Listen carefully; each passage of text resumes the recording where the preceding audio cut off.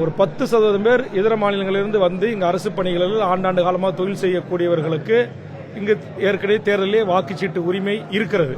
ஆனால் புதிதாக திட்டமிட்டு இந்தியை நாம் எதிர்த்ததால் நாங்கள் இந்திக்காரர்களை கொண்டு வந்து இறக்குமதி செய்கிறோம் என்று தற்போது 1.5 கோடி பேருக்கும் மேற்பட்டவர்கள் வட இந்தியர்கள் தமிழ்நாட்டில் குடியேறியிருக்கிறார்கள். அந்த 1.5 கோடி பேருக்கு இங்கு வாக்குரிமை வழங்கப்பட்டால் தமிழ்நாட்டினுடைய அரசியல் போக்கை மாற்றக்கூடிய பேர் அபாயம் இருக்கிறது. தமிழர்களுக்கான அரசியல் எதிர்காலத்தில் இல்லாமல் போவதற்கு வாய்ப்புகள் இருக்கிறது. இந்த நிலை கூடாது. அதனால் கண்டிப்பாக இதை தமிழக அரசு அனுமதிக்க கூடாது என்கிற கோரிக்கையை தமிழக வாழ்வுரிமை கட்சி முன்வைத்திருக்கிறது. தேவைப்பட்டால் இதற்கு எதிராக மிகப்பெரிய போராட்டங்களை தமிழக வாழ்வுரிமை கட்சி முன்னெடுக்கும்.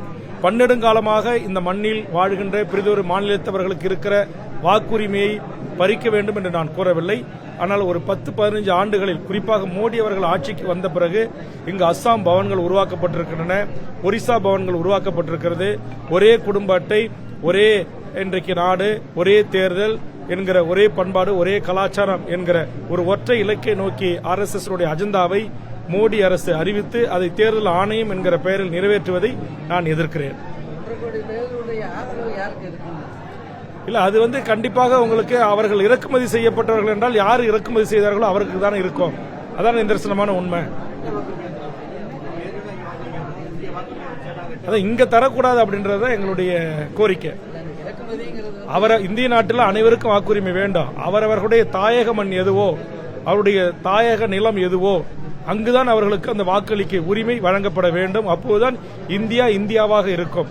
அந்தந்த மொழிவழி தேசிய இன மக்கள் அந்தந்த மொழிவழி மாநிலங்கள் பிரிக்கப்பட்ட பிறகு அந்தந்த மொழிவழி மாநிலங்களில் அவரவர்கள் தத்தமது தாயகத்தில் தான் இந்த வாக்களிக்க உரிமை வேண்டும். இப்ப ராணுவ வீரர் வராங்க, இங்க பணியில் இருக்கிறாங்க, அவங்க தேர்தலில் இன்னைக்கு வாக்களிக்கிறாங்க. இன்னைக்கு பல மாவட்ட ஆட்சித்தலைவர்கள், அரசு உயர் அதிகாரிகள் தமிழ்நாட்டில் இருக்கிறாங்க, பல மாநிலத்தை சேர்ந்தவர்கள், அவர்கள் வாக்குரிமை இங்கு தமிழ்நாட்டில் வழங்கப்பட்டிருக்கிறது. அதை நாங்கள் எதிர்க்கவில்லை. ஆனால் திட்டமிட்டு இறக்குமதி செய்யப்பட்டு லட்சக்கணக்கில் ஒரே நேரத்தில் வாக்குரிமை தருவதை நாங்கள் எதிர்க்கிறோம்.